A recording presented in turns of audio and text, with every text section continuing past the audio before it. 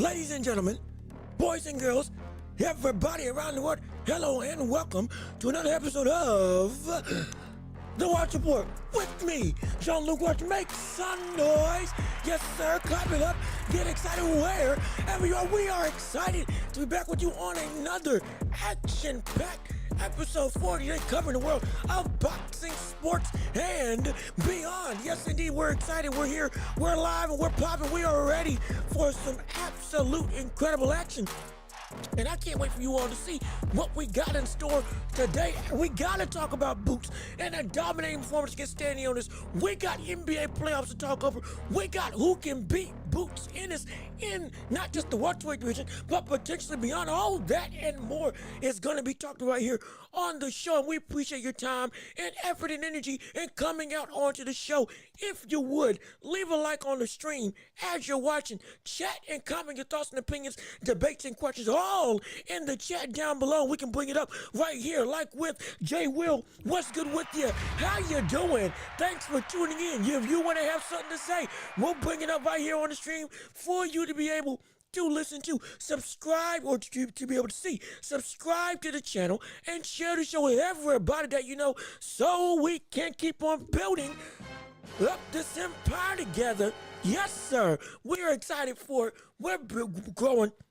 We're becoming a phenomenal media landscape for everybody to tune in and enjoy and watch and listen, whether you're at your job, on your work, at home, don't matter where. This is the place to be. The hottest show in all the globe on YouTube and every podcasting platform. Oh, and speaking of podcasts, we're also available wherever you can find podcasts. Apple, Spotify, you name it, we're there. Rate us 5 stars, and if you can't find us, tell us, and we'll get on that platform as quickly as possible. But all that being said, we got a jam-packed show for you today, and we got stuff to cover in the boxing landscape. We got to talk about boxing first and foremost, and since we're talking about boxing, it's time. Actually, before I even go through and give the intro to the boxing segment, let's see what people got to say on the thing. Boots is officially the face of the welterweight division. Hey, we gonna talk about that. What's up, Preacher Man? What's up? No, well, let me see. Hold on. Got my thing a little bit skinny, but let's see. What's up, Preacher Man? Let me get back up on tracks. Boots showed his skills and proved me wrong. As the hype, as a hype job, he's real. We're gonna talk about all that right here, right now. So without further ado, we gotta talk about boxing. We gotta talk about Boots, and so it's time to step into the ring. Yeah, buddy. That's right, ring the bell. Let's get it started. Yes, sir. Round 1 of the show going underway as we got to discuss Jaron, Boots Ennis, and him knocking out Stanionis in an absolute incredible, phenomenal, stupendous type of feat. This was, I don't care what you say, this was a great performance. I'll tell you what. This shut a lot of people up. This shut a lot of people up when it came to what they expected Boots to be. Again, like Jay Biggs had said, Boots was, from a talent perspective, seen as the most gifted athlete. But as we talked about on the show, we need to see him prove himself and put on a performance worthy of giving him the crown of being out and out the best in the division with no qualms or questions. And this fight did just that in just a spectacular fashion. Just outright destruction. That's what it was. It was outright destruction. This man showed everything about his skills in the best way possible. Mind you, if you were here when we were watching the fight, we called the fight right here on the channel. If you were with the watch along on the live stream this past weekend, hey, thanks for all of you who tuned in. It was a phenomenal job. Appreciate all your support. But we were saying this Boots Ennis is a different beast. This one, because this one didn't have not nearly as many of the defensive flaws that we had said he had over his last 2 fights. He looked more focused. He looked more acute, or rather more adept at being in the moment from the standpoint of being defensively responsible. Not doing all of the, taking shots and just saying, okay, I can trust my chin. At least not nearly as much as he did in the last couple of fights. The power was there. The speed was there. The reaction and instinct, all of that was on display against a very dangerous opponent in Stanionis. And now we're looking at the new unified and lineal welterweight champion of the world. And it's like, he proved a lot of people wrong. The hype is no longer hype with Boots Ennis in this fight. The hype is real. This is a legitimate, dominant fighter that is worth all of the acclaim and praise and accolades that we deserve. And I'll be the first to say, I was always hard on this brother because I was saying at some point or another, if you don't fix the problems that you had defensively, somebody like Stanionis will be able to catch you, even though you should be able to beat somebody of his talent, even though he's good. You are putting yourself out there to potentially get caught and hurt. Now, I can't say that with nearly as much confidence anymore because of what he has shown that he has fixed within his defensive style. Thank goodness that it happened. My God, Stanionis said in the inning before, he has never been knocked out, and quitting on the stool proves him reason why. Like Stanionis, again, I hadn't seen that brother dominated to this degree, nor did I think it was going to be that again, ending on the stool was like, oh my gosh. That was essentially admitting defeat. That there was nothing that he could have done to turn this fight around. Had it gotten bloodied, had gotten beat up, had gotten every round, Boots had started to elevate more and more. Boots both was able to box and brawl with Stanionis. When he boxed, he made it so that Stanionis really couldn't really have an answer. And when he brawled, well, he beat him in every aspect. He genuinely beat him in every aspect. He showed every single great ability. From the speed to volley of punches to throwing outright power, the countering ability that he showed in this fight was spectacular. His ability to slip and land with that uppercut constantly, round after round, counter after counter, was so consistent. Like I said in the live stream, he did not go away from what was working, which with a lot of great fighters, that's one of the things that I don't like that I see. He didn't do that. He kept going to the well with what worked and kept on systematically amping up the pressure while at the same time never devolving from what was actually giving him success in the first place. Started off with this jab and then built on with the uppercut.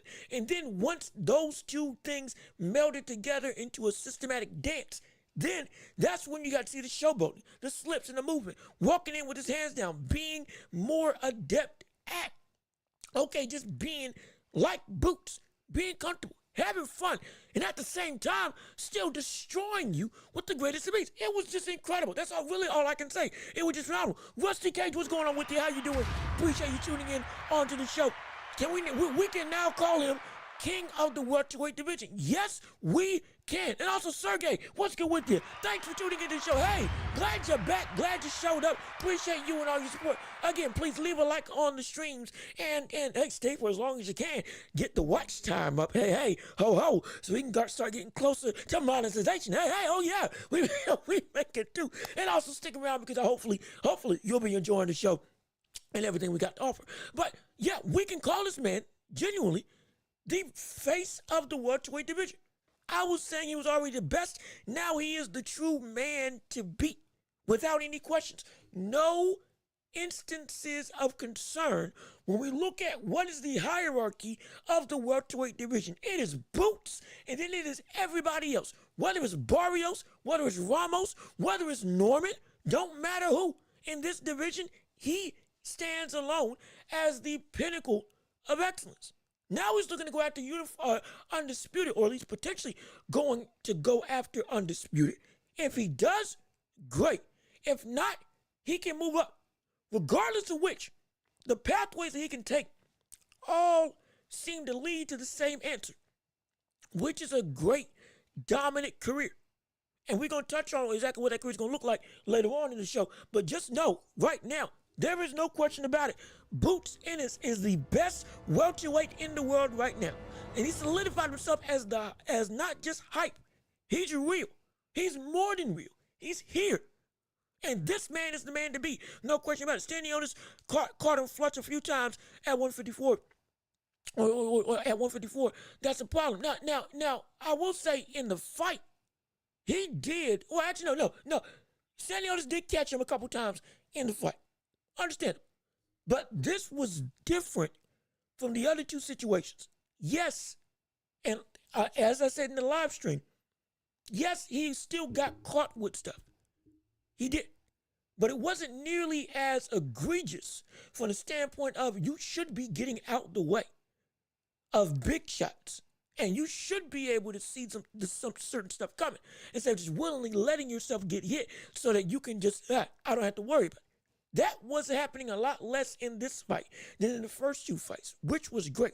And because of who Stanionis is as a fighter, as a swarmer and brawler, wanting to take it on the inside and throw, again, power, it was going to happen.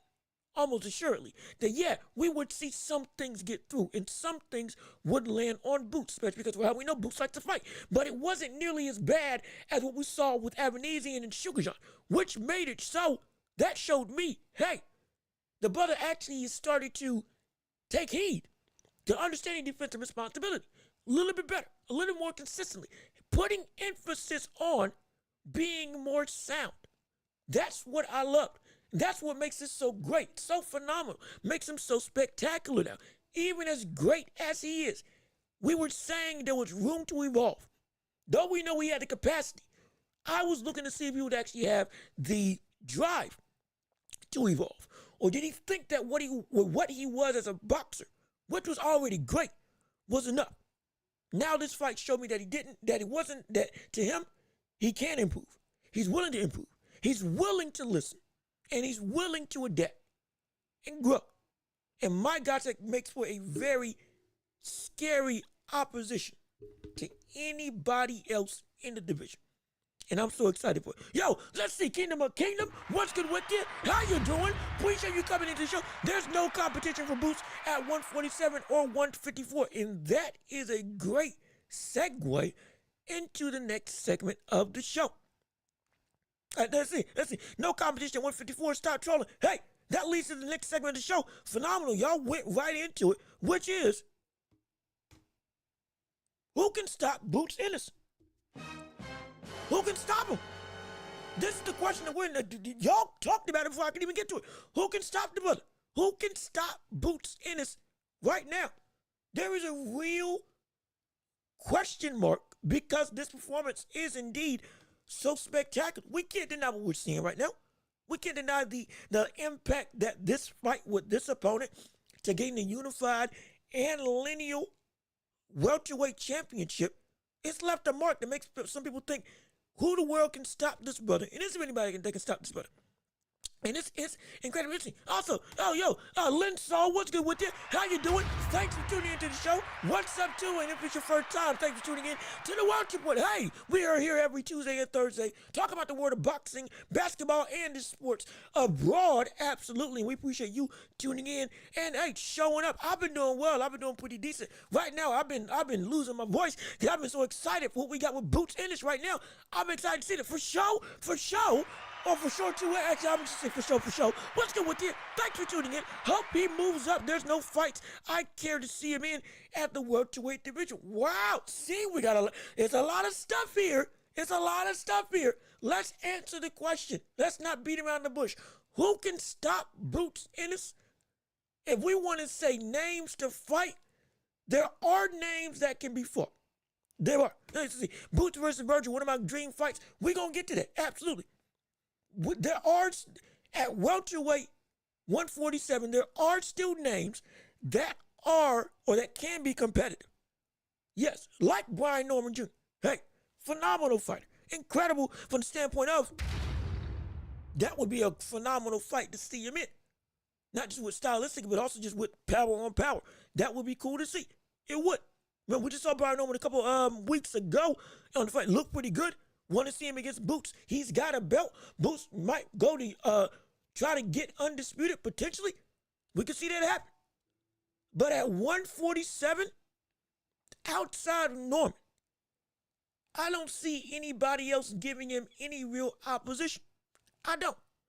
And if I'm being completely honest, at the welterweight division, I don't see anybody beating Boots Ennis right now. I'm so serious. At welterweight, I don't see anybody at this point in time beating the likes of Boots Ennis. I can't see it. I can't see even the likes of Jaron, of Brian Norman. I don't see anybody else being able to beat him. I don't see Barrios. I think Barrios is a champion. I believe Barrios is a champion at the division. I don't see Barrios winning. I don't see Norman winning. I don't see Ramos winning, who had a war with Barrios. Again, he just knocked out Stanionis in quicker fashion than I ever thought he would. I don't see anybody in the division challenging him. I still want to see him run the gambit because he said he wanted to become undisputed at 147. So if you're going to do it, keep your word because that's what you said you wanted to do. That's the only reason why you said you stayed at 154. So if you are going to be here, then you better go through the ringer. You better do what you got to do. You're already halfway there. Go on and make it happen. And if that's the case, he can do it with the greatest of ease. At welterweight, there ain't a soul that I can see beating this man. At 154, I still don't see nobody beating this guy, which is ridiculous up until this fight. There's some heavy hitters. Don't get me wrong. There's some competitive competition. I loved it. And I said this on the last stream. When we were calling the fight. I said outside of Bakram Murtazali, Terrence Crawford, Virgil Ortiz, Boacha, and maybe, and I mean a big maybe, because of the stylistic, again, herky-jerkiness, Madrimov. Those are the only people. If we want to go straight up concrete without any maybes, Bakram Murtazali, Crawford, Virgil Ortiz, Boacha. Those are the four people I can see that would be able to give Boots the most trouble and or beat him at 154. But outside of that, nobody else in that division is going to be able to do anything with this man after what I saw last night. So from 154 to 147, outside of maybe 4 to 5 names, no, I don't see anybody touching this brother. I don't. And if we're being completely honest, if he shows up and keeps on evolving, that may just become a short list of maybe only 3 people at 154 that I could see that can beat the likes of Boots. Genuine. And that would be Terrence Crawford, Bakram, and Virgil Ortiz. With what we see right now. Because this, I'm telling you, what he showed, fixing a lot of stuff that I was saying you needed to fix to be able to compete at the bigger weights. He did it. And it's like, he's so special. He is such a spectacular fighter. That's the reason why we're calling this brother similar in terms of this raw talent to the likes of a Roy Jones Jr. because it is such an easy game for him to play due to his ability as a fighter to just be so almost effortless in the ring like we saw last weekend. It's ridiculous. It's preposterous. Legitimately, it's insane. Let me see what people have to say. Boots just came at a time, week 147. Now, he was in the division during when it was heavier, when it on the come up, he was still in the division. When it was Crawford, Spence still at the table or at running the top, when you had Sean Porter still there, and when it was like a lot deeper at 147, he was still there. It was just he didn't get that shot. Like we said, we were waiting for him to burst through the bubble to become undeniable. That people you gotta see him at some point. We thought it was gonna be after Terrence Crawford beat Errol Spence Jr., but then Crawford moves up to 154 to try to get a title against Madrimov. We don't call it a duck because he's actually going to achieve a bigger division, tougher weight class. Hey, respect to it, no question. But now, but it's arriving. He's undeniable. I give Ryan Garcia a good chance versus Boots. That left hook will catch him. I don't I don't know about that no more. After what I saw against Stanionis, I don't think so. While the punch probably will still land because of Ryan's raw speed, Ryan don't want nothing to do with, especially we will talk about what Boots would do to Ryan Garcia after or before we saw this fight against Stanionis. Afterwards, he don't want nothing to do with that. I promise you don't want nothing to do with it. If Virgil hits Boots as flush as he took Stanionis punches. He's doing down like Tyson punch out. It's a possibility. I'm not saying it's not out the question. Again, the defense ain't perfect, but the fact is now he's being more deliberate in it. Just the fact he's doing that makes him so much harder to beat against the likes of anybody. I do mean anybody. And so it's like Virgil is still a phenomenal fight. I want to see it. He's one of the people that I would have at 154 or just between that concave of divisions that could actually beat him. But it's a lot tighter now than what I was initially thinking because of what I saw this night. But let me see. You're getting too excited after all he beat up on a little dude. No, it wasn't a little dude. Stanionis is legit. Stanionis and his fighting style should have been this thing with all the flaws that we've talked about with Boots before. For me, he was supposed to be the guy at 154. If it wasn't Brian Orman Jr., that would be able to make Boots pay for all the mistakes, willing mistakes that he makes because he trusts his chin so much in defensive responsibility. Yet this time, not only did it not happen, but Boots fixed some of those mistakes. Not saying that he's a perfect fix, but he's a lot better from what we've seen the last two outings with this fight against an objectively better opponent. That's why I can say I don't think that this is overexcitement. I think this is the truth for me. I think you may have your opinions. I respect it. But for me, I see this as, this is a big thing to talk about because this is indeed like quality. This is quality. Not just a quality performance, but against a quality opponent. And so let's see. Willie Bochuk, what did he test that chin? No doubt he would. Again, I put him in that list. That's why I said 4 to 5 names. And I said, honestly, if he keeps on improving, then it would be that I only got 3 people that would beat him. If he gets better than this, it may be that Bochuk, while he would test him, I would be able to say he won't be able to beat him. Concrete. Genuine.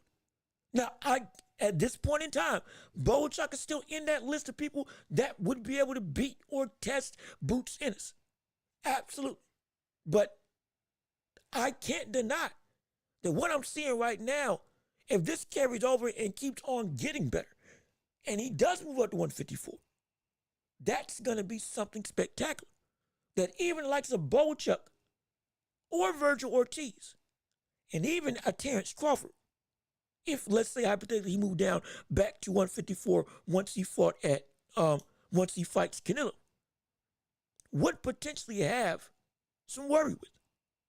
And it wouldn't be just as clean cut as we have been saying for a decent minute. But again, again, just my opinion. That's all. But let me see. Yo, Trey, what's good with you? Hey, glad you're back.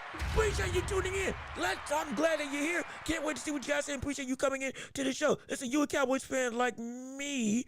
We get one win in the Super Bowl. Stop the cat. Hey, wait a minute. First off, Panthers fan, not a Cowboys fan. Second off, I'm keeping the same energy that I was keeping for Boots when I was critiquing him for the problems that he had in the last 2 fights. Was I not this adamant about what he was doing wrong when he was fighting Avanesian and Bochuk?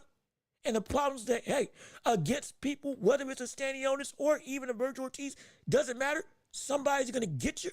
I just said that. If he didn't fix this stuff, he showed me that he's fixed it.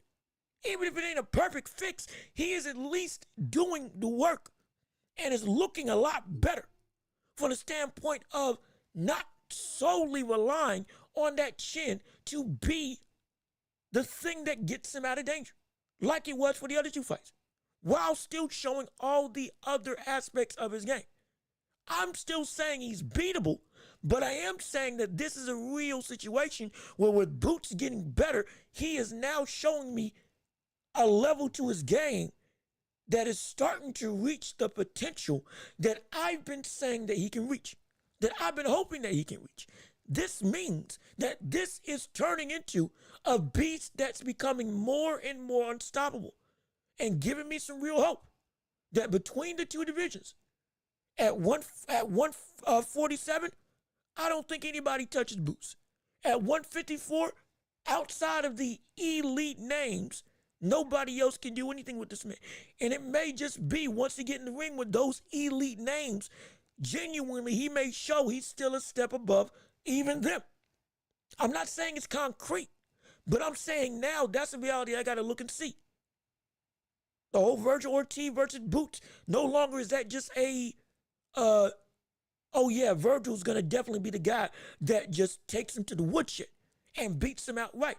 I can't say that with as much confidence anymore because of what I've been shown against somebody that I respected in Stanionis. So it's like, shoot, this is, for me, impressive. I'm not going and saying, oh, I'm not going out and saying he's just blowing through everybody at 154. There's not a soul that can touch him, not even Terrence Crawford or Virgil Ortiz. I'm not going that far. But I am saying that this breathes a new light to that picture of if and when he does move up, what his competitive level is going to be, which is a lot higher than what we had walked into this fight with Stanionis beforehand. Now, it's elevated to a very high degree. And so I got to give respect is due. And so, hey, yo, Dry Turkey, what's good with you? How you doing? Let's see what you got to say. Conor Benn stops you next week. He is coming back down to 147 for Boots. Oh, and I tell you what, if Conor Benn does beat Usyk, knocks him out, Conor Benn don't want that smoke. He don't. I'm telling you, he don't. Conor Benn does not want that smoke. Shoot, if I'm being completely honest, Chris Eubank don't want it. None of them. Against this Boots, none of them want that smoke. And Conor Benn is, even though, again, post PEDs, it's still explosive. It's still fast. No question about it. But I really don't think that with what we're seeing with Boots, that's an animal he may not want to touch. I don't, at least if he does, it can be a problem. It can be a major problem. And so we're going to see. Let's see. Boots is 27, still not on most pound for pound list. And his best win is Stanionis. Robert 25 was pound for pound number 1, and his best win was pound for pound top 3. Yep. And James Toney. Yeah, no, you're right. When I say that we see Roy Jones Jr. comparisons, and I've said this before, it is nowhere close to his talent. Be clear. We're never comparing Boots to a standpoint of he is as great or as good as the likes of Roy Jones Jr. Never will I say that. When I say there's a semblance of Roy, I'm saying somewhat the same effortless nature of just being able to do anything he wants to do in the ring. I see some of the parallels in the way that Boots fights. We even saw Boots throwing a couple of 3-4 punch flurries in the same style as we saw Roy throw, when he would throw those fast combinations and then exit out. The way he would slip and duck, the way he would counter, especially with that slip uppercut that he was throwing on Stanionis all night long. Hey, a little bit of Roy in that type of punch movement. I'm not comparing him to say he's as great or he's going to reach there, but I'm saying there's a reason why he draws those types of comparisons from the way that he fights, because it is indeed, there is an aspect of that there. I can't deny it. Nowhere close to the ability, nor the greatness. Absolutely. But we can't deny that we're seeing something special. We're seeing something that is, hey, we wouldn't be comparing him to Roy if there wasn't something that was genuinely showing that Roy was apparent in who Boots was, which we thought it's hard to find anybody else that fights like Roy. Nobody can fight like Roy 1-for-1. Nobody. It's a given. We understand it. But Boots is that same special nature. We're seeing sparks of that. It ain't going to blow up into a full flame, absolutely. But we're seeing sparks of it from the likes of Boots Ennis, which makes me very excited. Absolutely. Let's see, Boots' footwork, speed, and power is too much for Ortiz and Garcia. And see, these are the conversations because of what we're seeing and him getting better and better. Garcia, I agree. Ortiz, I'm still saying Ortiz is going to give him a lot of trouble. Can he beat him? Yes. In terms of can Boots beat Ortiz? Yes. Will he? It is still a competitive matchup and a lot closer than what I initially thought it was going to be when they do step into the ring, which makes me even more excited to see that fight. So I'm with you on the Garcia thing. Ortiz, it's still, because of who we know Ortiz is, it is, I can't just say overtly that Ortiz will be able to beat him. I can't.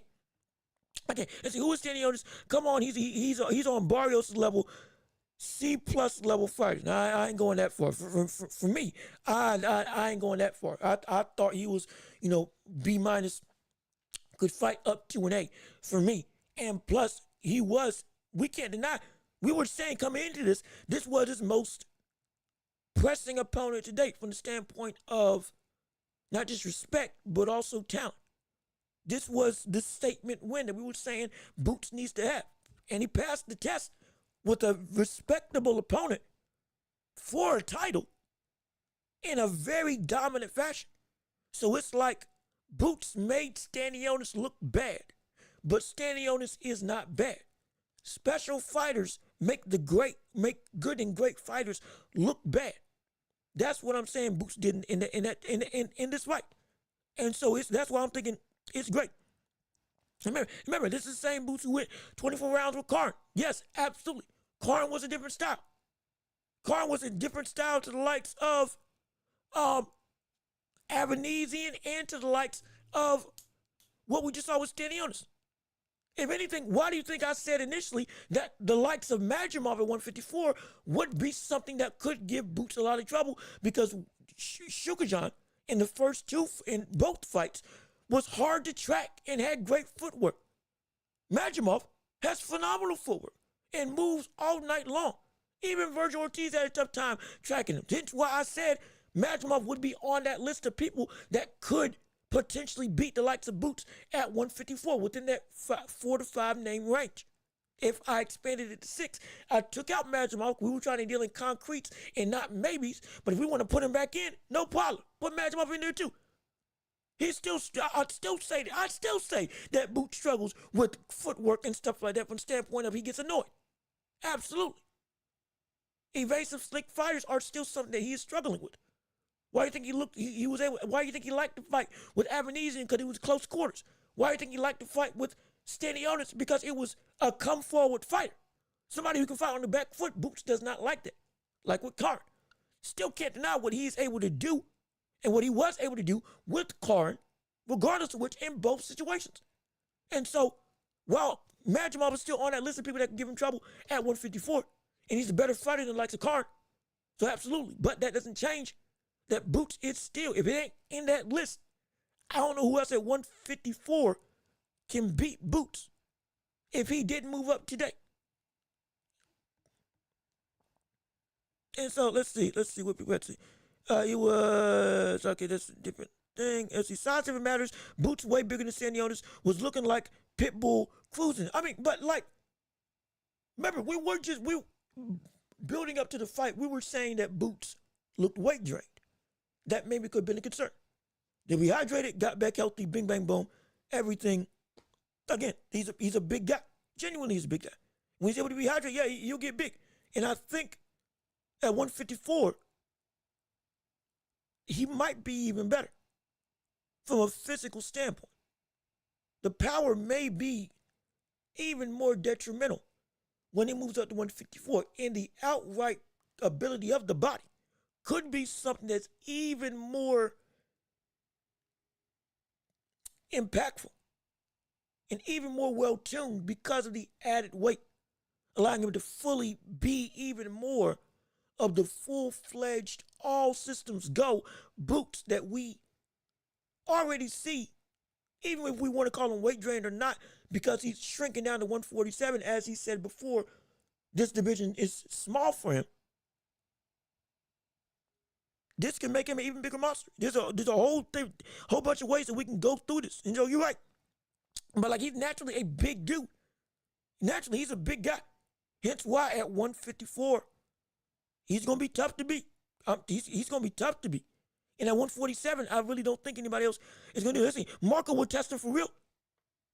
Potentially. You talking about Maidana? You talking about Marcos Maidana? Is he? Hold on. Is he still fighting? I don't know. Is he still fighting? If you told, hold on. Wait a minute. If you're talking about Marcos Maidana, I don't know.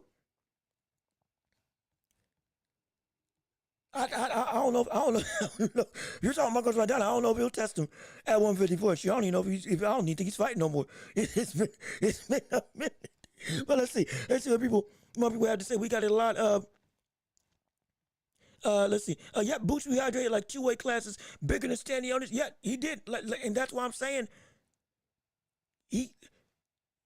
this is why we want him to win and move up. Because similar to other boxers, again, like Devin Haney, for example, his natural big size as just a human being is a natural advantage. I'm not gonna overlook that. It is. He's a genetic freak, no question. And so him being bigger on top of his natural talent makes him like so hard to beat. Which why I would love to see that brother go up to 160, potentially, like he said he wants to do. And if he can, and boom. Now, more so, quote unquote, it'll be more from a body and weight perspective, maybe more even killed from the standpoint of all around physical ability. But his own ability, even in that regard, on a more even playing field, still would make him so hard to beat for all those divisions. It would. And so if he moves, I think he's going to get better the more he moves up. Because we just think we think it's just his weight and natural size that's allowing him to do all this stuff as a big portion of the game. Cool.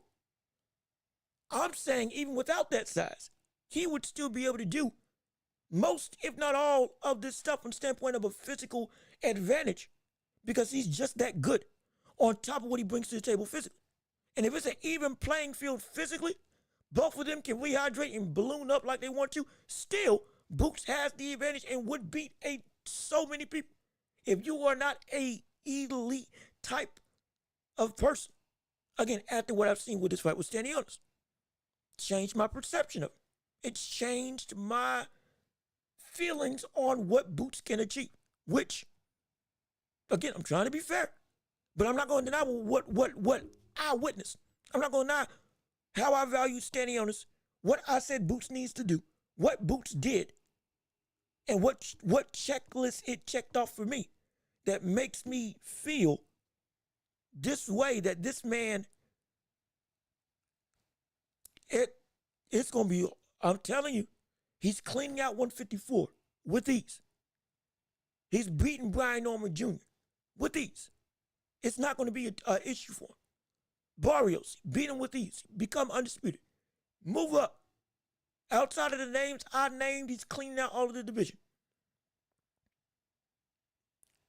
And even with the names I've named, I'm telling you, it's not set in stone that all of them would be able to beat him. It ain't. Not in the slightest.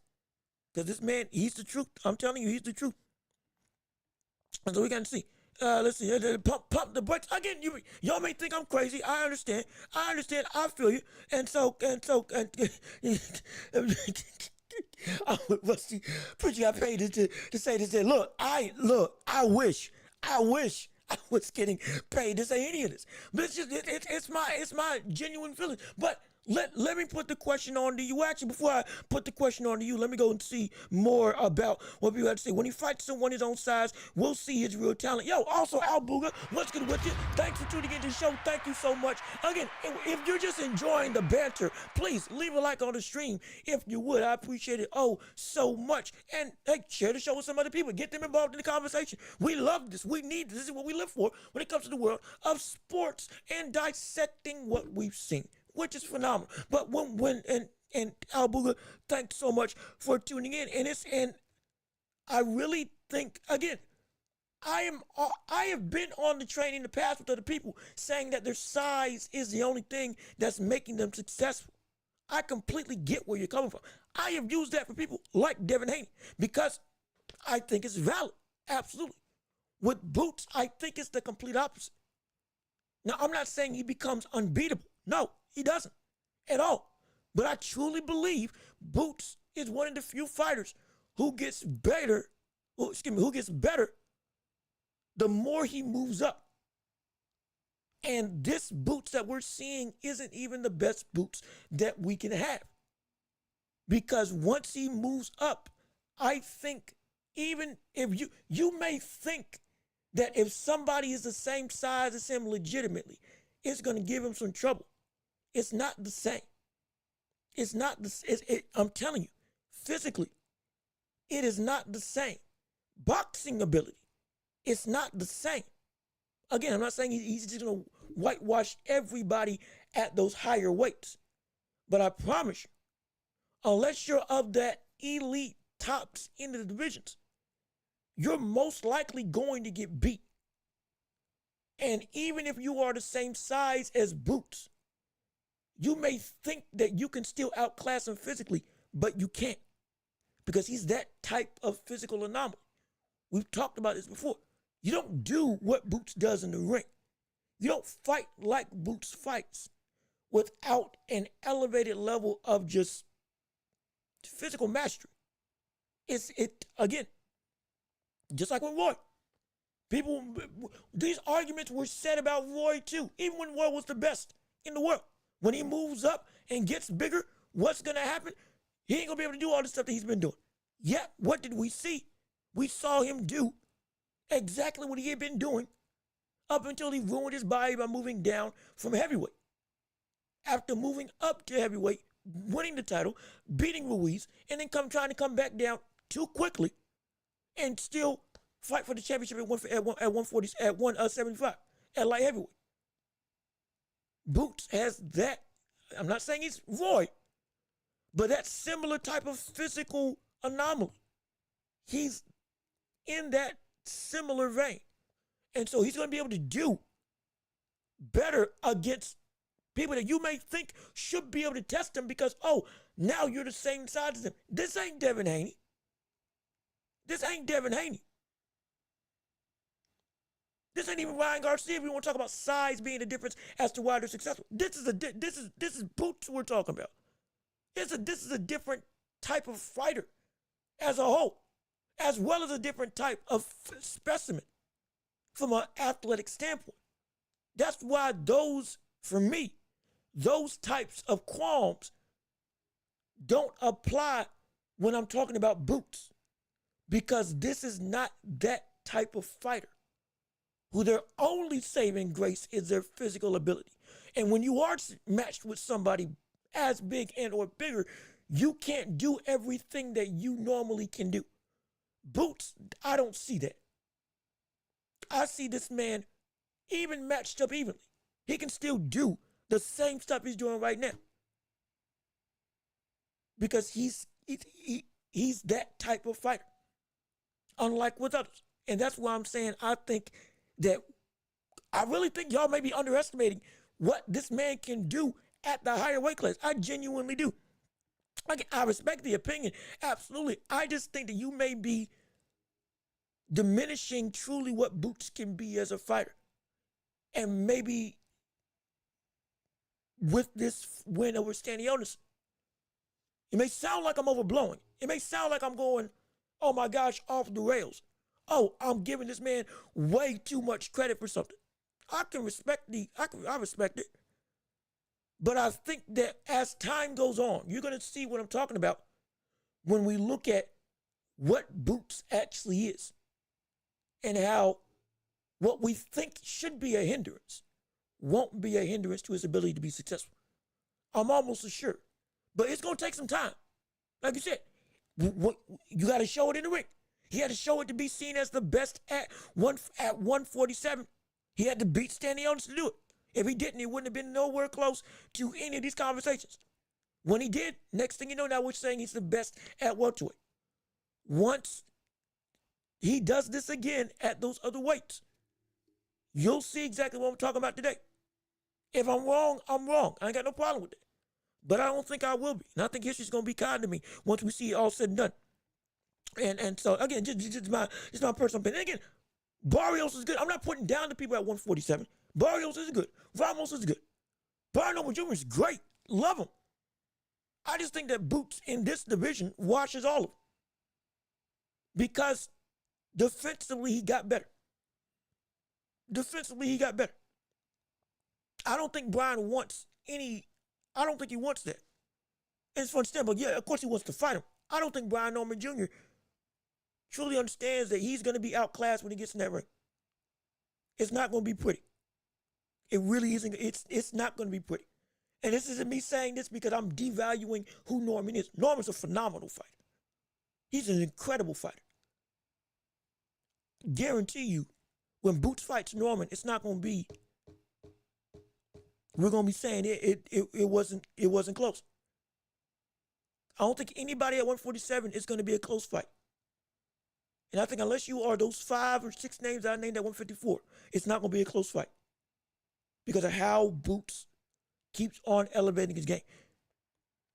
And so it's like, Jesus Ramos puts hands on Boots. You think he does? If you're going off of that fight that he had against Barrios on that Mike Tyson card, which was incredible, I don't see it. I can't see it. Ramos is, again, dangerous fighter. I'll give him respect, absolutely. Is somebody who got some pop, no question. Coming forward, is aggressive, is tough, has a chin in his own right, got up from multiple knockdowns by Barrios and turned that into a war. The best night, arguably the best night of the fight outside the Katie Taylor fight, absolutely. But I don't think, that fight ain't gonna look like that against Boots. From my vantage point, I don't see that fight looking at it. Stanionis looked like he was a quicksand compared to Boots' quick style. And it's like naturally Boots was just faster. Boots was beating him to the punch so many times that made it so that Stanionis really couldn't throw like he wanted to throw. He was getting caught and counted. And it wasn't even Boots. At times it wasn't even Boots being, slick or defensively, blocking everything. He was stopping Stanionis' offense with offense of his own. Again, countering him with that uppercut when he would try to throw. The jab of Stanionis was going through, and I was like, man, you should get out the way of that. But outside of that, most of the other offense that Stanionis tried to throw, though some stuff got through, it wasn't nearly as egregious, like I said before, as the other 2 fights that we had seen with Boots. And he was cutting him off by beating him with his own offense. And so it's stuff like that, layers to the game that we keep seeing Boots show time and time again. It makes them special. Let's see, not too familiar. I can't say, dude, that might be a different conversation. Let's see, I agree. He'll be better at 154. Hey, I think so too. I really do. My dying fight needs fighting sandwiches. At least I thought so. Yeah. I was thinking. I was trying to make sure that my dying make a return somehow, and I was like, there's no way. That brother's too big. If he did come back, brother, he's bottom of the barrel. I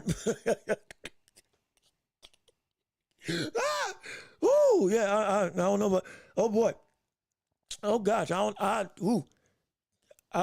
that would be, now in the prime, that'd be a fun fight. That would really be a fun fight. In the prime, I'm not gonna lie. But let's see. Yo, Fight Buzz TV, how you doing? Appreciate you tuning into the show. Welch, the great, give me your thoughts on Boots versus Virgil Ortiz at 154. Salute to you. So now let's break it down. Boots versus Virgil Ortiz.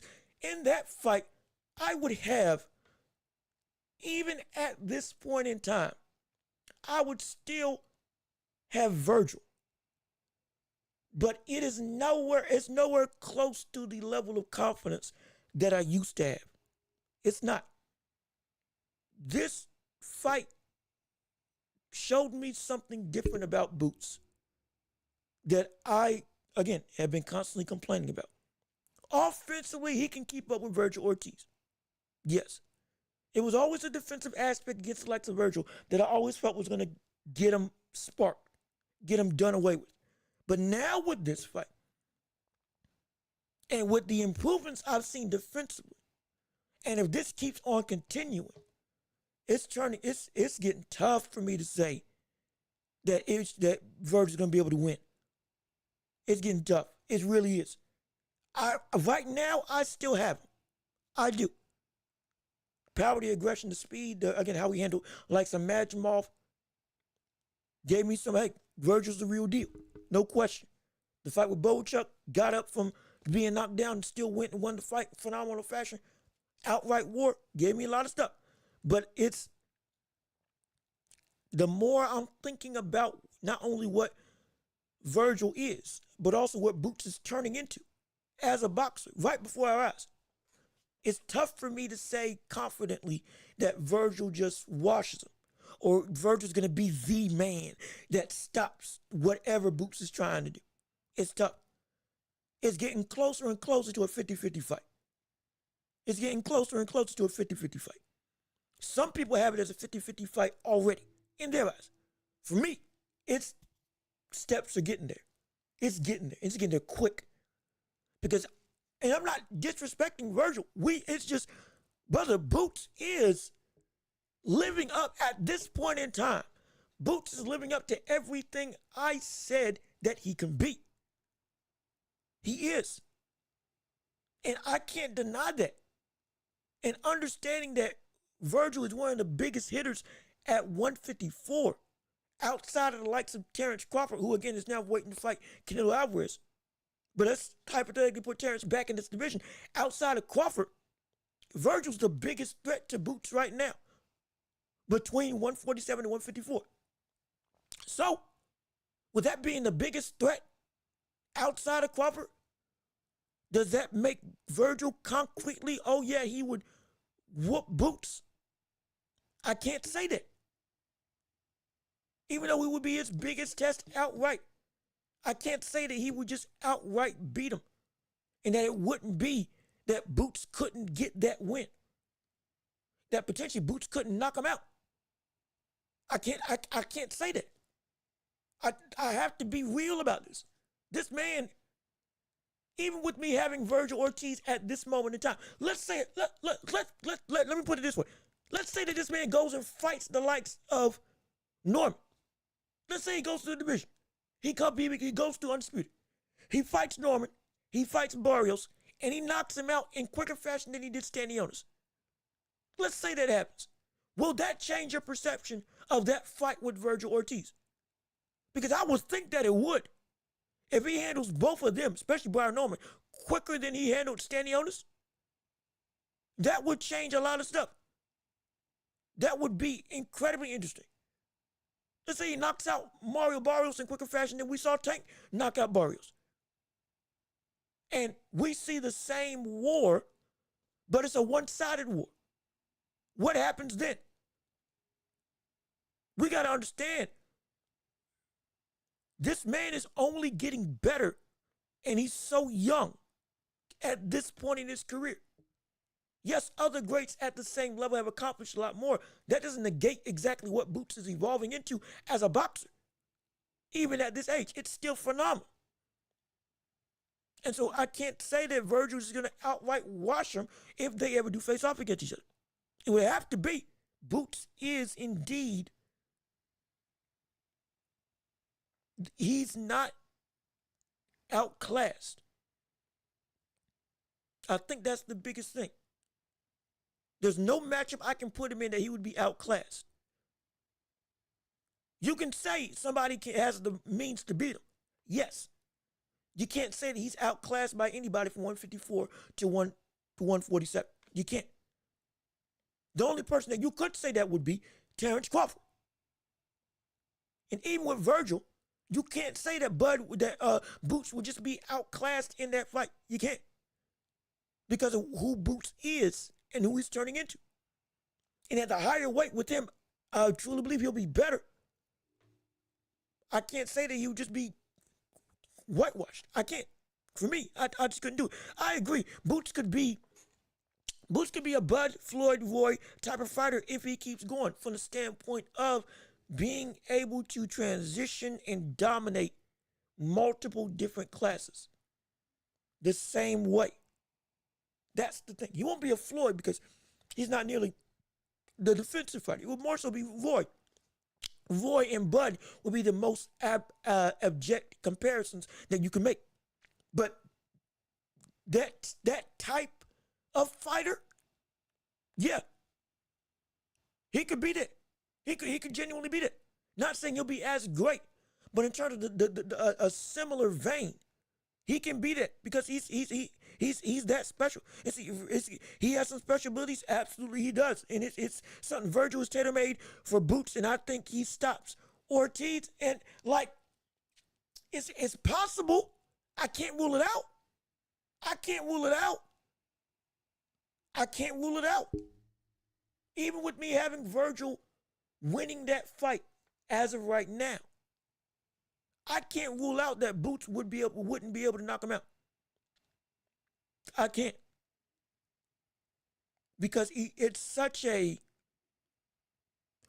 Boots has something that nobody else in just about both divisions has.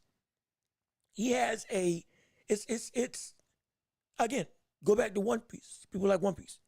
You got different types of fruits in the show that make it so that you can go through and have different types of abilities. Absolutely. And you got zone type fruits and all this different stuff. He's got a zone type fruit. Or if anything, he's got essentially, not to spoil the show, but if you watched One Piece and you know Teach Blackbeard, and you know Blackbeard, and you know what powers he got at like the biggest war in the show, that's what Boots has that nobody else in the world has, except for maybe a couple people. And in the One Piece world, I think it's only just him. I could be wrong, but I think it's only just him. But that ability to contain two aspects of essentially boxing greatness combined into one person, it's something that very few, if any at all, have in the world of boxing right now. It ain't many. It's not many. But he's one of them that's got it, because it's such a... He fights in such a way that you can't, even if you don't want to see the difference, you can't help but see the difference. It is so in your face with how much of a different type of fighter Boots is compared to everybody else around him. Is too big to ignore. Even people in the far vicinity of him, still, when compared to him, they understand, even if they're objectively better than him. I don't have what that brother has. And this ain't about power, ain't about speed. You almost want to call it, it's an intangible element that shows up outwardly. Again, the effortlessness, the ease at which he can go through and simply do what he wants, transition to any type of stylistic framework whenever he so chooses. If he wants to trust his chin, he can. If he wants to be defensive, he can. If he wants to use his feet, he can. If he wants to go for broke and just slug with you, he can.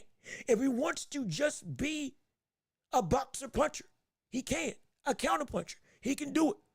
An outboxer, he can do it. Use his jab alone, he can do it. Whatever thing he wants to be, he can morph into it at the drop of a hat, regardless of the opponent. That's what makes him so special.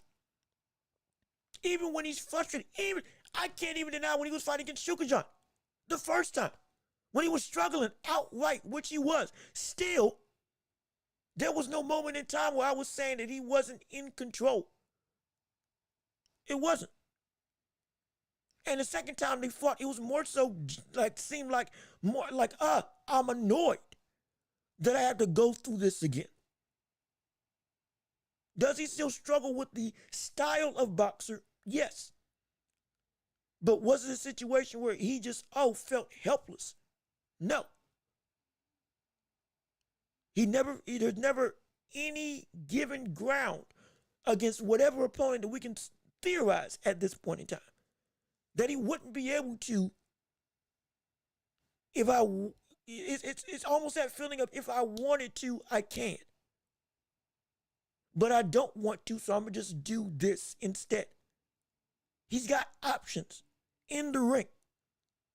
That's the best way I can categorize. He's got options in the ring. He doesn't just have to do one thing or another. He's got options in the ring. I hate the fact that, like I said before, he was up before this fight, being lazy with some of the stuff that he was doing. Absolutely. I hated it. I despised it. Hopefully that doesn't come back in more fights that we see. But it was a big part of my critique about him as a fighter. But regardless of which, even with that being the case, he could choose to be lazy and still dominate any way he wanted to. That was undeniable. And I knew it. I knew it. He feels he can afford to be lazy. Because he understands if I turn it on, I know what I can do. I just don't feel like it. Again, and I give it as a critique, but he can do that. He's got the option to not be sound. It's still a bad option, no question. And I hate that he would choose that option at times, but it's still an option for him because he's that special fighter. Many people, they don't have that option. They will get exposed concretely if they get lazy. With Boots, he has that option, but even still he's able to come out the fire clean. That speaks to the type of fighter that he is. I'm not giving him a pass. I'm not saying he should be. I'm not saying he deserves to be or has the right to be lazy, not giving ground, willingly letting stuff go lax. He still shouldn't. Not at all. Nobody should. But there's an undeniable thing that he has. If he does do that, it's ironic because he's got enough slack on the rope of the boxing game that he can afford to. And we can't say that about many people. We can't say that about many people. Which is ridiculous. But it's the truth. It's the truth. And he's special. I'm telling you, he's just special. Great fighting spirit, great athleticism, high fight level, good size, good speed, good power. Yeah, he's a problem. Everything that you would want in a boxer, he's got. And more. I'm not calling him unbeatable. I'm not calling him the best in the world. Even with this win, I don't have him as pound for pound for me right now. It's close. Oh, it's absolutely close. Let's say he beats Brian Norman. Now we got ourselves a conversation. Absolutely. But it ain't too far off. And from a talent perspective, he can be in that conversation for top 10 best talents in the world. Outright boxing ability. He can beat it. And because he's got everything you want. And so it's just incredible to see. And this will be the last thing. I'm not trying to overhype him. I'm not trying to go and make this man bigger than he actually is. I'm not denying the concerns about size, weight bully, being bigger than all of his opponents. I'm not denying it. I'm saying that just like with other fighters, it's a natural thing. But I'm saying that genuinely, unlike with other boxers, that's not going to be the thing that looks to stop him. From the standpoint of somebody's as big as you, now you can't do what you normally do. I'm not saying that about Boots, because Boots does not only fall on without me having an athletic advantage. I can't do what I normally do. He still can. He still can. That's what makes him so special to me. He can do without the typical physical advantage from the standpoint of I'm bigger than you. Because most likely, most people, they're not going to be faster than him, just objectively. Most people aren't going to be faster than him. Most boxers, even if they're the same size, ain't going to be stronger than him. But just at the same height, same reach, same weight, it's not going to be the same physical disadvantage that you may feel Boots is going to have, especially as he moves up in weight. 168? Let's say hypothetically he moved up to 168, and now we got ourselves a conversation. Now we have ourselves that is where the conversation starts to change a little bit, because there is a limit to everybody. There is a limit to how far you can go to before all of a sudden, okay, physical ramifications do matter. There are. With Boots, I see that ceiling being 160. And then 168, now, okay, now you're starting to push it. If you can achieve it, all the better for you. But that would be my ceiling, 160. But even at 160, when he would be met with people that are similarly big, like Janibek Alimhanoglu, I don't think it would be as much of a physical, oh, this is the stopping block that you may think it would be, or that others may think it would be. If you do, I respect it. I just don't think that. I just don't think so. Time will tell. We have to wait and see. Like we've been saying, when you step in the ring, that's where the test comes into play. That's where stuff truly gets shown to be real or not. But regardless of which, be prepared. This man's something serious. He's something serious. And so you wouldn't put Boots somewhere at number 10 or 8 through 10 at this point. And it's because of the respect and achievements of the people that are on the list already. Now again, if you have Devin Haney on your list and you wanted to substitute Boots for him, then I have no problem with it. But outside of that, right now, for Boots, it's one more fight, for me personally, one more fight for that pound-for-pound list for him to get there. Because mind you, Benavidez had done all this stuff and just got to the 10th spot recently. And in fact, he might have gotten bumped down recently, depending on how the rankings may have gone. Again, it's on a whim. It is subjective. For me, Benavidez should have been there a long time ago, but wasn't put there until now. From my list, Boots has always been close. This was the one win that would help propel him to that list, especially when becoming unified and lineal champion. To get on that list for me, if he beats either Barrios and or Brian Norman, more specifically Brian Norman, because that's the fight I really want to see, then I would put him there. Then I would put him there. He's like right outside that list right now. He's right outside that list. From a talent perspective, he is indeed one of the top 5 best boxers that we have in boxing today. But I can't deny that. Again, we've gone through the list of what I have as my criteria. And Boots, he's almost there. He's almost there. It's just one more fight, specifically against Brian Norman, and I'll put him there. Beats Brian Norman, and then even better if he went on to become undisputed. I ain't got no problem with it.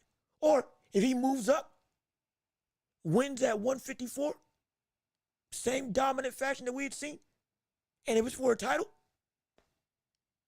I'll put him there. No question. No, for me, no question. Those two situations is when I would put him at that top 10 pound for pound in all of boxing. But right now, he's just outside there, just outside. But all he needs is one. All he needs is one more win. And for me, he's on there, no question. But again, we still got, a lot more to cover about the likes of Boots, or just in boxing in general. Because my gosh, not only is it that Boots is fighting. Honestly, this might just be a Boots episode, because there's so many ways this fight can go with who we can talk about would fight him and would beat him. Shoot, you even got Teofimo Lopez calling out the likes of Boots Ennis, saying that he wants to get in the ring with him.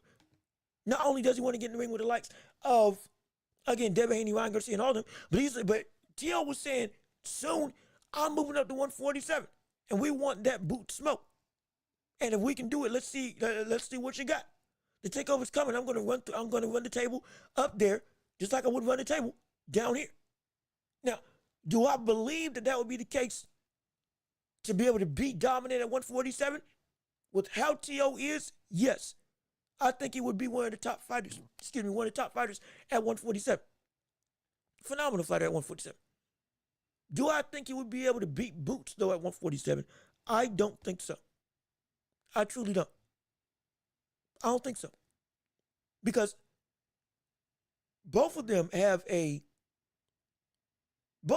are so well-rounded, but one of the biggest things about Tio is the fact that he's got power and speed and boxing IQ. Boots has that, but also in a bigger, more advantageous frame. And just as a boxer, I think Boots might be better and has more power outright. And so it would be a great competitive fight. Tio can beat Boots. There's a way that he can do it. Don't get me wrong. It's just a matter of it's anybody moving up from 140 to fight Boots. It's incredibly hard for me to say they can beat him. It's incredibly hard for me to say they can beat him. We had a conversation with Ryan Garcia, not just last week, but this week, about Boots Ennis. I can't see Ryan coming up and beating the likes of Boots from 140. I can't see, even at 147, I can't see it. Because Ryan, legitimately Ryan, like I said before, is not a great boxer, but is a great physical fighter. Athleticism is what drives his whole game. Boots can out physical you with the greatest of ease, because we know comparatively Boots has every other advantage. And then also from an IQ and actual boxing standpoint, he also clears him in that regard.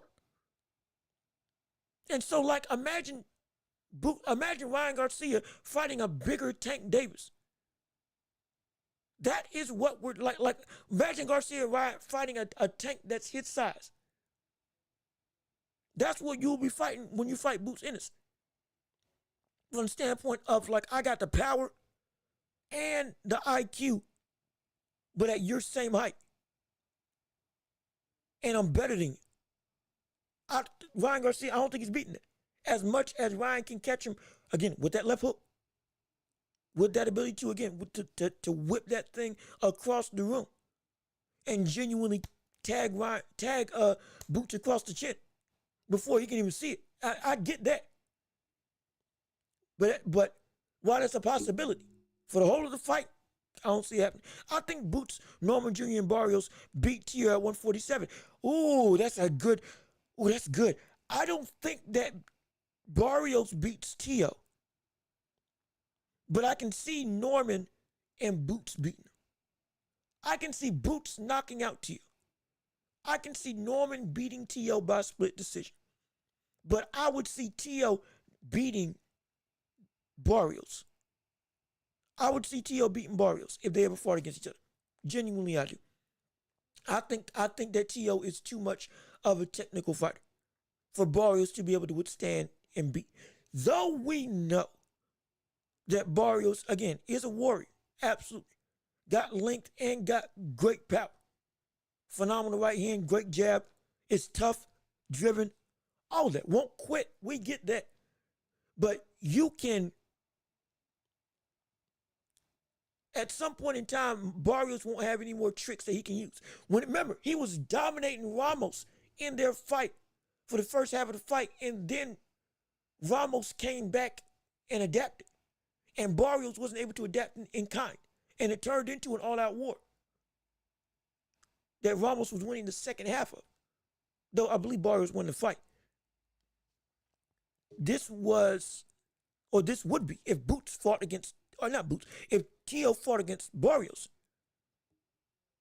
Barrios wouldn't be able to adapt like Tio can adapt to what he's doing. And Tio will have the power to gain Barrios' respect. And Tio would be able to counter Barrios when he would try to throw that right hand. And even though Tio would be the shorter fighter, I think he could outbox Barrios. And so I'm thinking, really, I think Tio would beat Barrios, but would lose to Norman. Well, actually, what did he lose? I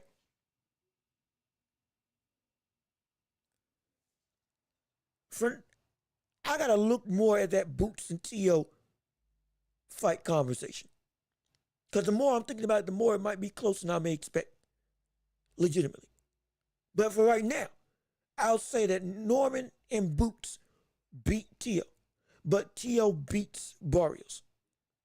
If they all fought, one after one and one after one after one. That's what I would have. Barrios loses to Tio, but Norman and Boots would beat and or knock out Teofimo Lopez. That's what I would have. And so, yeah. And then, speaking of which, I honestly, one last thing about Boots Ennis. I know we got more show, absolutely.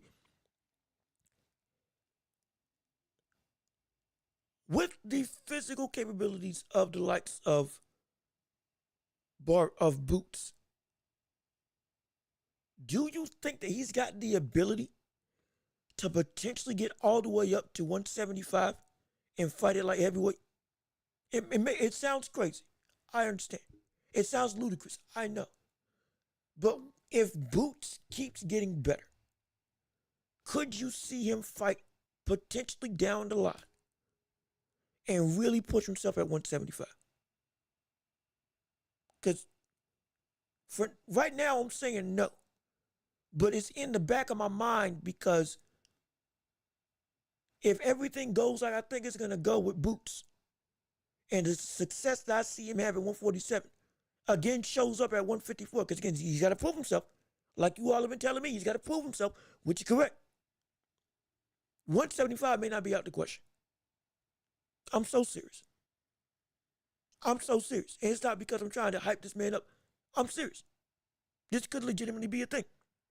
Remember, Tio isn't stopping anyone at 140, and he's only like 5'7". Barrios should be able to box him from just outside. Just my 2 cents. I respect it.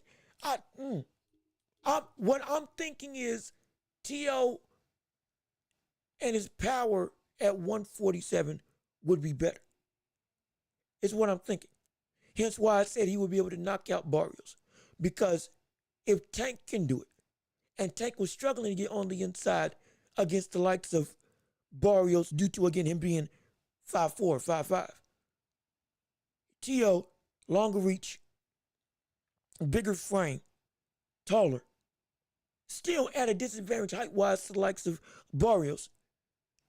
I think he would be more adept at being able to catch Barrios easier. And with his ability as a boxer and what we've seen, again, when Gordo Lopez comes out inside the ring, he can turn into a monster. He can. And I think that with the added weight comes added power that I think would translate to more devastating punching ability. Though he hasn't knocked people out in some time. I understand. I do understand. But I think he would be able to do it. Again, and I respect your opinion, but we're going to have to see. Let's see. I can see Boots moving up to 168, maybe 175, but probably not. Okay, all right. I just wanted to get the feel of the room just to understand what the true limitations would be to where Boots would be like, okay, now you got to stop. And I can respect it. So most likely 168 would be the ultimate cap on how far Boots could go. Either way, I'm excited to see this run because I think now we're more invested because we are on the highs of potential of what Boots can be. We don't have to wait and see if it becomes reality. And if it does, great, phenomenal. I can't wait to see it. I'm excited for it. No question about it. But also on this show, we still got more to cover. Like with the aspect of another fight has been or is getting ready to be finalized in the boxing landscape as we got Usyk, who's looking to become undisputed one more time, is now set to nearly be complete in finalization to fight the likes of Daniel Dubois. Hey. Oh, yeah. It looks to be the case, as reported by Mike Coppinger and the likes of The Ring magazine. Near finalization of a deal has been reached by Usyk and Daniel Dubois to fight for the undisputed title in June. Looks to be June, if I have my date written down correctly. It would be June. Oh, excuse me, July 12th, looking to be the goal date of what is going to transpire between Dubois and Usyk. And I've been saying I want this fight for a while. I'm excited to see this fight go down and be ready. This is, hey, he's only got 2 more left in him, per his words, not mine. Will he walk it back like Tank? I'm not sure. All I know is right now, This would probably be the track that we see. Dubois versus um Usyk, they fight. Afterwards, didn't we get winner faces off against Joseph Parker, who again just knocked out Martin Bakole, is still the mandatory for a shot at a title. And if this fight goes on and bodes through, heck, that'll be great. And this is, if anything, it's phenomenal because I want to see this happen at the best of the best. Because I think, well, I'm not going to say I think that it would be a more competitive fight because both Dubois and Parker have shown to be, again, evolved into better phenomenal fighters. But I can't deny that when we're looking at Dubois and Usyk, this is the revenge fight that many people say Dubois was robbed of from the standpoint that we should have gotten a win the first time because of a body shot that didn't count in a lot of people's eyes. Now, in this fight with this rejuvenated mentality that we see Dubois have against Usyk, who has just toppled Tyson Fury twice and is seen as the baddest man in the heavyweight land, this is indeed this is what we want. And it's going to be, do I think Usyk would win? Most likely, but my gosh, man. Dubois is looking incredible. And let's see, MS, what's good with you? How you doing? Appreciate you tuning in to the show. Hopefully Dubois doesn't fall ill before Usyk's fight this time. Hopefully he doesn't. Hopefully nothing happens like it did over in Saudi Arabia when multiple fighters got sick. And again, with Dubois, we know at least this version of Dubois. He wants to go for broke. He wants to actually make the fight happen. But regardless of which, hopefully nothing impedes this. Dubois should still fight Parker even after Usyk. He should. Absolutely. No question. Win, lose, or draw. I want to see the roulette of Usyk, Dubois, and Parker get in the ring with each other. But preferably, I would like it to be Usyk versus Dubois. And then winner faces off against Parker. And then loser runs it back with the other brother. Whoever won the first time out. And get that whole gauntlet, depending on how the outcomes go. Either way, I want to see that absolutely. Let's see, Rusty Cage, is it official? Right now, it is almost finalized. It's not official, but looks like to be contract negotiations are winding down. Again, as reported by Mike Coppinger. And I'll check Twitter right now, and which has been the most advantageous place for me to make sure I keep up with the stuff.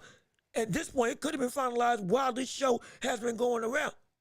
Let's see. Yep, I'll pull up. I'll show you right now. Let me show you right now as we pull up the old picture-in-picture, like we always doing again for the. Dang it! Shoot! Every time it always catches me.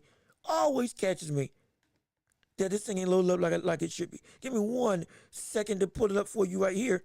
And again, for those of you who are tuning in or just listening over the airways, right now we're looking up the validation of if Parker and Dubois are fighting each other for the undisputed title. And at this point in time right now, as we transition into picture-in-picture, hold on.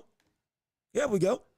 As you can see, the Usyk and Dubois are in the process of finalizing a deal for a Ring Magazine, the Undisputed Heavyweight Championship match, or Championship rematch, July 12th at London's Wembley Stadium, according to the Ring's Mike Coppinger. So, go to Mike Coppinger, same thing. He's the guy that brought it up. See? 8 hours ago. So as of right now, we're looking to see if that fight will indeed get solidified. So it's in the process of being official. Currently, they're still waiting to sign the ink on the dotted line, but it looks to be everything's all go from the standpoint of the negotiation table, which we're all excited for. Hey, keep on getting fights that we want to see. Ain't that right? So I'm excited for it, no question. So we got to wait and see what goes on with that, and I'll keep it posted with you. And I'll keep on looking on Twitter and looking on social media to make sure that we got everything up and up, so we ain't getting blindsided with somebody all of a sudden spoiling, or rather telling us, hey, like with Bakole, all of a sudden Bacole's getting replaced. And so I want to try to be on top of it next time around. But I think that's about everything we can do and cover. So glad it's at Wembley Stadium. I am too. Remember, last time they were at Wembley, or Dubois was at Wembley with Anthony Joshua, not only was it a knockout for the ages of Dubois knocking out Joshua after a dominating performance, but also it was against a record-setting crowd in Wembley Stadium. Genuinely the biggest crowd that he had ever had at a boxing event, potentially in that stadium's history, which was phenomenal. Again, in Dubois' home country, with all that fan support that he got and garnered from that win, oh my gosh. Oh, it's going to be spectacular. That fight will be wonderful, wonderful for us to be able to see. And it's going to be, especially with this newfound mean, aggressive, not standoffish, but genuinely stand on business type Dubois that ain't afraid of you, that ain't afraid to talk smack, that's actually got, again, now it's seemingly the will to quit has been just washed out of him. And the brother's all about seeing it till the end. I can't wait to see this fight happen. Again, hopefully it's finalized soon. And I can't wait to see it happen. I'm so excited. I'm so excited. But now with all that being said, shoot, I think that's about everything else we need to cover. Unless you want to go into the NBA. But we can go into the championship rounds right now. And we want to, because my gosh, it's about time. Might as well. We're an hour 26 into the show. We might as well go on and make it happen so we can do what hour 29, into the show. We might as well go on and make it happen. Let's have the world be your oyster, and let's help you make the show your own as we go into the world of the championship rounds right here, right now. Yes, sir. Let's make it happen. Hey, ring the bell. Let's get started. Round one of the show going underway. Whatever you want to talk about in the chat down below, please put it in the chat. Let's have a debate. Let's have a conversation. Whether it's NBA, boxing, basketball, excuse me, I'm sorry. NBA, boxing, football, video game sports, all that stuff. We can talk about it. We can be about it. Whatever you want to have in the sports ethos, let's have a whole conversation. Let's step into the ring show and let's see what you got. Joshua versus Wilder. Will it ever happen? It depends on the fight with Herndon. Wilder has to win this fight with Herndon in order to sniff an opportunity to get a fight with Anthony Joshua. In order to sniff it. There's no way that this fight would ever happen unless we saw Wilder knock out Herndon in dominant fashion. Most likely similar to what we saw with Robert Stanionis. It would have to be early and scary. Emphasis on scary. It would have to be horrifying to make people get gravity towards that fight actually happening again. Because right now, people want to see it just to say, okay, we finally got to see it, make it happen. But nobody wants to see that fight from the standpoint of competitive fervor. Because at this point in time, most likely everybody would be saying Joshua would knock out Wilder. Simply off of the lack of ability for Wilder to throw his right hand. Though we know if Wilder did throw his right hand, Joshua most likely would get sparked and put to sleep. Because what we know about Joshua and his chin, who just got put out by Daniel Dubois. And Daniel Dubois, even with him being one of the hardest punchers in the division, which is outright true, that's not Wilder from the standpoint of a power perspective. This is a fight that needs to happen. It should happen. There's still too much money on the table for that fight not to happen. But it has to be, regardless of which, somebody's got to hold up their end of the bargain. And it needs to be that Wilder, at minimum, needs to win this fight. He's got to. He has to win this fight.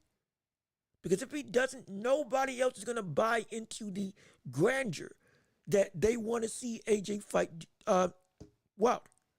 Because of what the current state of those two are right now. But if we do see Wilder knock out Herndon in early and scary fashion, then yes, most likely we'll get that fight to happen. Because then the buzz will be back, the ability for fans to say, see, Wilder's back, Wilder's ready, Wilder can run through the world, let's make it happen. They'll be able to latch onto it. The stigma, or at least some of the shine, may be more apparent on Wilder in many fans' eyes because, oh my gosh, the old Wilder's back. But it's got to be a performance that makes people believe that. And even though nobody's heard of Herndon, unless you've been following Torres's career, another heavyweight who Herndon fought and got beat by. This isn't going to be a situation where, this is a respectable fighter that everybody's going to be saying, yep, this validates what Wilder is now. No, he's still going to be bad. But it'll just be enough, it'll be enough paint. It'll be enough paint to make the house look good and hide that the wood is rotting. Just enough to make somebody want to buy it. And then ultimately, House of Cards falls. And now you see what Wilder, this is what he was all along. And that one coat of paint did not fix what the actual state of the house is. That's what we're looking at when it comes to Wilder at this stage. So it can happen. And I think it will happen. I really do think it will. But the only semblance that I would say that would be the case would be if he beats and knocks out Herndon in scary, dominant fashion. Because if he doesn't, dare I say if he loses, oh, it's done. It's done. It's finished and done.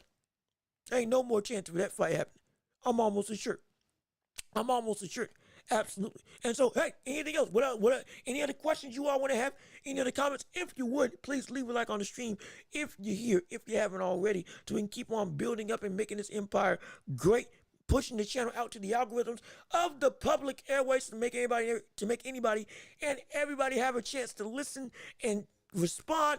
Enjoy the show wherever you are or wherever they are. Hey, they ain't gonna want to miss what we got going on here. So I'm excited for it, no question about it. For all the people joining in, and if you are still here, thank you so much. We appreciate you and all of your time and energy.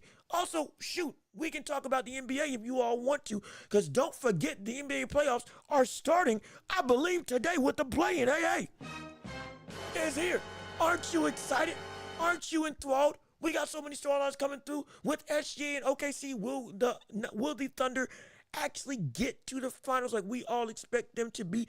Will the Lakers, under the coach of JJ Redick, and with this newfound chemistry that they've had with this roster that seems to be clicking with Luka, all of a sudden make a big push, and they may surprise a lot of people with the first coach instance of getting deep into the playoffs and potentially putting a scare that they might get to the finals, hypothetically. How do we feel about Ja Morant and the Grizzlies with their coach getting fired right when the playoffs were getting ready to start? Now, while they are a top team in the Western Conference, will that lack of solid voice of a coach all of a sudden mess up the whole of their ability to play at the same high level they've been playing at all season long? Even with Zach Edey, Desmond Bane, Jaron Jackson Jr., and honestly, a very good and surprisingly deep roster that they have constructed. Will it all fall apart because the voice in the locker room ain't what it was in the past?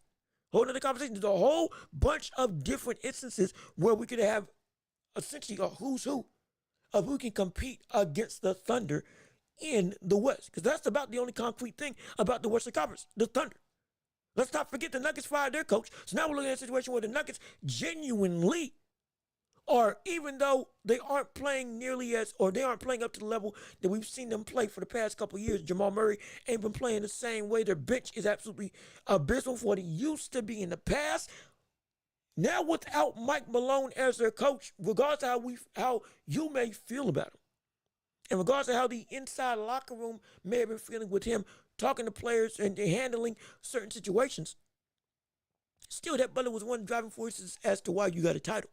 Without him being there and now having an assistant coach trying to retool potentially a whole new game plan. Days, or no, 1 week, 1 or 2 weeks before the playoffs actually started. Oh my gosh, my goodness. Can Jokic be enough to carry them all the way through? It's going to be insane to see. Not just in the Western Conference, let alone the East. We can talk about that later on, but let me go see what you all have to say. Let's see. Al Booger just rewatched Wilder vs. Burn 2 recently. It was shocking to see how much faster and sudden he was compared to the shell that fought Big Bang.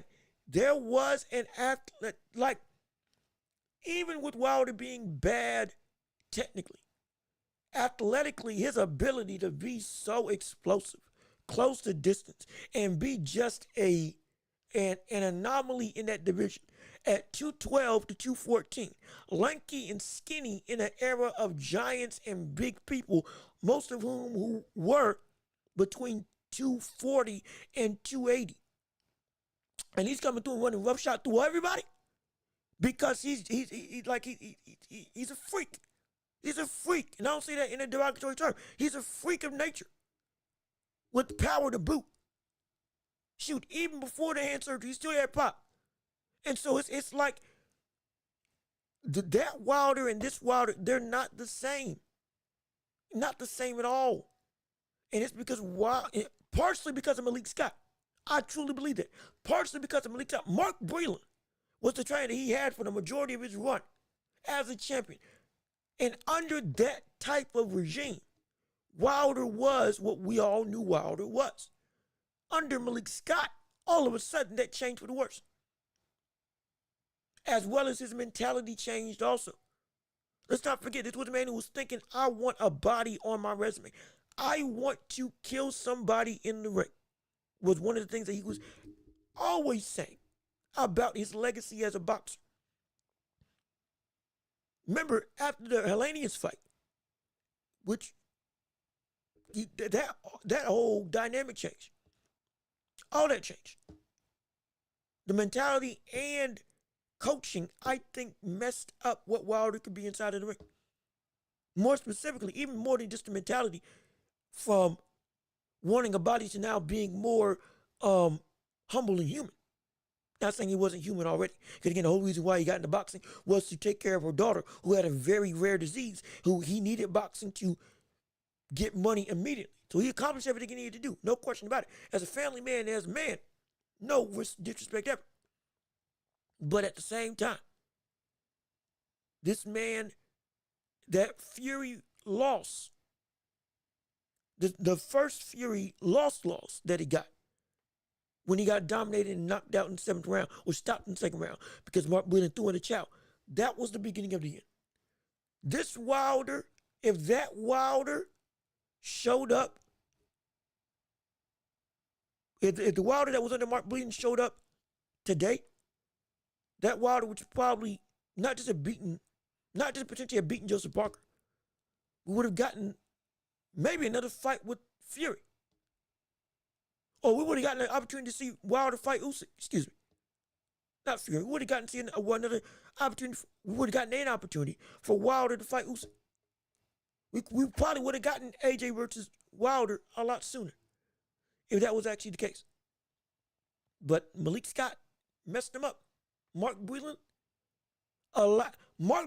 tuned Wilder to be what he was. Still, even if you can't be everything defensively, still trust who you are, trust your ability, trust your power, and be an athletic freak. You got one tool. Use it every single instance that you can. That's great. Malik Scott tried to retool him in a fashion that didn't fit what his ability is. And he tried to teach potentially aspects of boxing that Wilder at this point in time can't learn, instead of doubling down on what we know Wilder can actually do. That's the problem. Because see, even though Fury gave the blueprint on how to beat him, the real dominating win was the second fight. The third fight was a war. And it was because Wilder, even though Fury knew what to do against Wilder, Wilder still threw his punch and knocked the brother down twice and made it still an incredibly dangerous affair. Even if you know how to beat Wilder, Wilder was fighting as if it doesn't matter. And it still made him a threat. This Wilder is not that Wilder. This Wilder is not that type of animal, that type of monster in his own mind, as well as with the fighting ability. And so it's a shame. It's a shame. Because he still has the ability to be as or close to as athletic as he was all those fights ago. He still can. Because of how his body just carries all that mass. Even though he normally weighs 212, 214. Of recently, he's been weighing 216, 220, and all that stuff. But regardless of which, he's still lean. He's still faster than most people. Still more powerful as a puncher than most people. And just as a as a boxer or as a fighter, he still clears most boxers in the heavyweight division on an athletic level.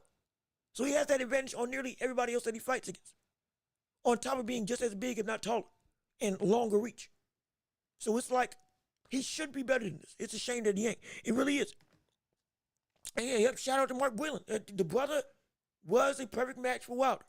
Wilder let the lies and conspiracy theories blind what he should have been in terms of who he should have had in his corner. And it messed him up to Kingdom Come. Y'all said he want to be pregnant. I don't know. Excuse me. I don't know. That's a new one. I ain't seen that before. I don't know nothing about that. I don't know nothing about that. That may be something he might have said, and I just completely missed it. I don't know what that was about. I ain't never heard that before. My gosh. Shoot. Why he would say that, I'm not sure. Don't know. And I ain't trying to find out. All I need to know is right now that, that he's coming back. Hopefully he's doing great. And we can't wait to see him be better inside the ring potentially. And if he is successful, he gets a shot to fight the likes of AJ. Almost assuredly. And I can't wait to see it. But again, is there anything else anybody wants to say in the world of boxing, sports, or anything as a whole? We can look at, we can go through a bunch of different, we can go through the cards that's coming up in May. We can go through, I'm going to try to do the breakdown for Eubanks either this week or next week for Conor Benford's Chris Eubanks Jr. I want to make sure I break down the film correctly so I can give you all the right analysis. So that's coming either this week or next week on this show, so be prepared for that. I'm excited for it because I'm telling you, hopefully that's going to live up to the barn burner that we all expect. But again, if there's anything else y'all want to discuss, I'm down for it. I can go back to the NBA while y'all are saving some time. Talk about the Eastern Conference in the world of the NBA playoffs with how we have with the Bucks, Knicks, and the whole Bucks, Knicks, Pacers, Cleveland, Boston. Most likely Boston's being well, I don't even want to say Boston is outright the favorite to come out the Eastern Conference because the Cleveland Cavaliers, ironically enough, post LeBron, have the best record in the NBA. Can you believe it? My gosh. Donovan Mitchell has been playing phenomenal. With him, Darius Garland, Evan Mobley, and Jared Allen, coupled with the rest of that. Very ironically enough, while maybe not popping out in name-wise, vast depth, performance-wise, have a lot of depth on their roster, both defensively and offensively. They are a fine-tuned machine that look like the Atlanta Hawks that we've seen a couple years ago from, 2015, 2016, just about when LeBron, ironically enough, went through on Cleveland and swept them after Atlanta had 4 All-Stars on that team in 1 year. Paul Millsap, Kyle Korver, Jeff Teague, and Al Horford, I believe. This is eerily similar. Donovan Mitchell, I think Garland, Mobley, all got All-Star nods. Some people saying Jared Allen should have been a nod as well for the All-Star game. And they look to be, hey, we're looking great in the regular season. Off-season-wise or playoffs-wise, do people trust us? That's the question. Can we trust ourselves to keep the same consistency as we did in the regular season? That's where stuff comes into play. And so I still think they'll make a deep run. Do I think they'll beat Boston in the penultimate 7-game series to get to the NBA Finals? Honestly, no. I don't. I really don't. Because I think Boston, and with Kristaps most likely being healthy by the time that series comes into play, that team is the best built team in basketball. Outright. Derek White, June Holiday, Peyton Pritchard off the bench, Jason Tatum, Jaylen Brown, Al Horford, Kristaps Porzingis. We can go down the line. Everybody on that team is viable, is a threat level, is competent, and is in tune with their role. Everybody's great defensively. Everybody can spray offensively. Not only can Jason Tatum and Jaylen Brown be the lead scorers on the squad, Derek White can give you 30. Peyton Pritchard can give you 30. Shoot, Al Horford can give you 25 if he gets hot. Kristaps Porzingis can be the leading scorer. Everybody can be the man on this team. With the man being Jason Tatum, being a leader that has been shown to be adaptable. If he needs to be a scorer, he can be a scorer. If he needs to be a passer, he can be a passer. A facilitator, he can do just that. Now, I hope that's not the case in the finals, because he was forced out of his game in the finals 2 years in a row. But we'll talk about it another day. Either way, he's still a champion. They got pedigree. They got status. They have a championship mentality and people that have been there before on multiple occasions, like with June Holiday, Al Horford. This is a situation where they are built to win. Most likely, they're going to be seen as the favorites to win the championship outright in this NBA season. And I would take them most likely to win in the championship outright for the whole of the NBA. And repeat, I don't want it to happen. I don't. I'm not going to lie, I don't want to see Jason Tatum go through that whole cringe fest of quoting every name in the book. I don't know who he's gonna quote now, because he went through Kobe, KG, Kobe again in the locker room. And so I don't know who else is gonna quote at this point in time. But it's like, it's many people don't want to see that team win again. But I can't deny this team is so dominant and built so almost bulletproof. When people can get hurt and they're still able to be successful. Oh my gosh. Even in the Eastern Conference with the Bucks, though they don't have Damian Lillard, with the Pacers, though Tyrese Halliburton has been playing well below what we normally see them play for the past couple of years. Even with the Knicks in that squad or even in that bracket being a good team, they are. But at some point in time, there's not just style of play, but people like Karl Anthony Towns, if they falter in any way, shape, or form, the engine for that squad in Jaylen Brown, as dominant as he has always been, potentially may not be enough yet again for another season. Everything's got to be clicking everything has to be clicking for the Knicks to be as successful as they can be. And they're deep. They got Malik Bridges, a 3-and-D guy. They got Josh Hart, one of the best rebounders and three-point shooters in the game as a guard that we have in basketball. And it can be a great multifaceted defender. They got Mitchell Robinson, who hopefully will be healthy for the entirety of this playoffs. It ain't like they ain't got people. But it's built and run off of two names, Brunson and Cat. And if Cat in any way falters, they fall flat. Or I suspect they're going to fall flat come this playoff season. And it could be a real test of pain. I don't want to see it happen. I want to see them actually be successful. Because when the Knicks are good, the NBA is better. That's just the truth. When the Knicks are fun to watch, everything seems to be so much more colorful, bright, exciting in the league. And they're good right now. But be prepared. Be prepared for a fall off. I don't want to see it happen, but be prepared that it may happen. But either way, it's going to be an interesting thing. Before the finals, I got OKC and as a dark horse, LA or Boston getting in the finals. And then ultimately having Boston win. So that's my thing. And I don't want to see it happen, but that's most likely. We're gonna see the green and white put up another banner. And we all gonna hate it. Most likely. But if they get upset, oh my gosh, hey, sunny days are here again. And we're gonna be we're dancing in the streets. Regardless of who won.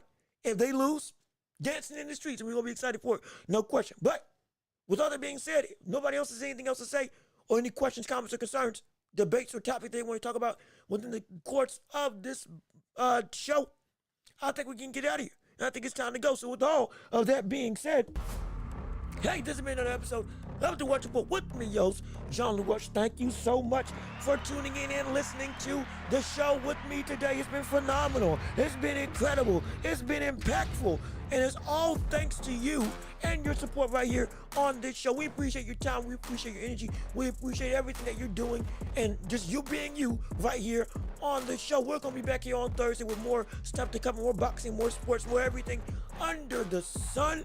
And so we can't wait to be back with you next week. Hey, bring your topics, have your questions. If you want to continue what we talk about here with Boots, bring it over to next week. Absolutely. We can fit it into the show and talk about it some more. But with all that being said, I'm going to see you next week. I've been John, on Thursday. I've been John Welch. Y'all have been wonderful. Peace and love. We are out of here. Yes, sir. We're gone. And we're going to see you on Thursday. Please leave a like on the stream before you leave. Share the show with everybody that you can. Subscribe if you haven't already. We appreciate your time. Have a great day. Have a great afternoon. Have a great night. Peace out, and we'll see you on Thursday.